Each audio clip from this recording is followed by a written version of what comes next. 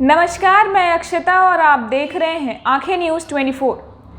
तारापुर उपचुनाव में प्रचार का दौर समाप्त हो गया। बड़ा सवाल ये नहीं है कि चुनाव जीतेगा कौन, बल्कि उससे बड़ा सवाल ये है कि किसकी प्रतिष्ठा बचेगी, क्योंकि ये उपचुनाव आने वाले समय में बिहार की राजनीति की दशा बदल देगा।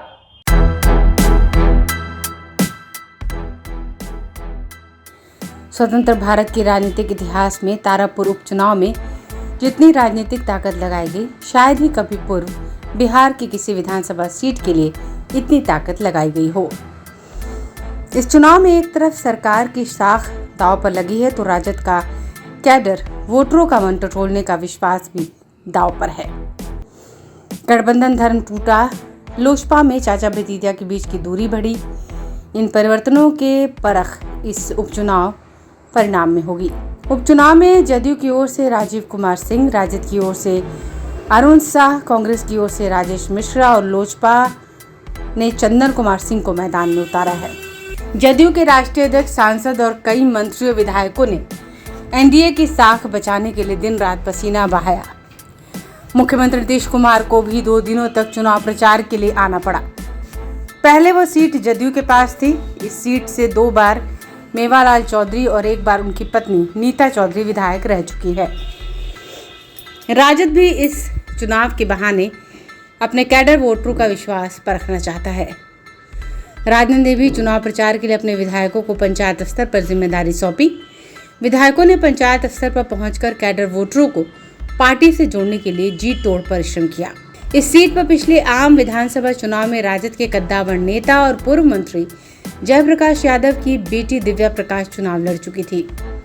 वह लगभग 7,000 वोटों से हार गई थी। इस बार वहां पार्टी ने चेहरा बदला है, वैश्य समुदाय से उम्मीदवार दिया है। लगभग 6 वर्ष के बाद ईदगाह मैदान में लालू की आम सभा हुई। उस पे उमड़ी भीड़ को देखकर राजद समर्थक ज्यादा उत्साहित दिखे। इस बहाने राजद अपने पार्टी कैडरों के लिए लिटमस टेस्ट करना चाहता है। इस चुनाव में एक नई बात यह है कि राजद और कांग्रेस के बीच गठबंधन टूट चुका है।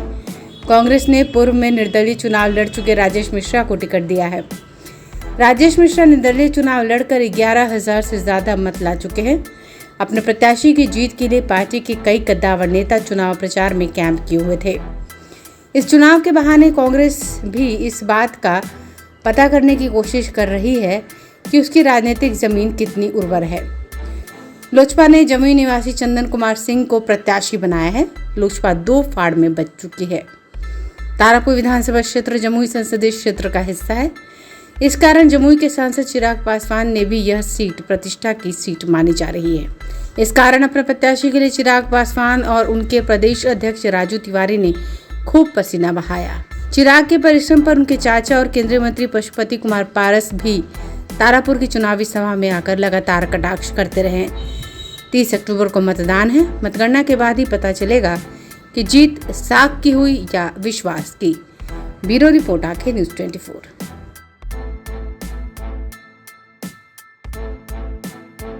अगर आपने अभी तक हमारे चैनल को सब्सक्राइब नहीं किया है तो तमाम और खबरों के लिए हमारे चैनल को सब्सक्राइब करें और देखते रहें आंखें न्यूज़ 24। नजर हर खबर पर।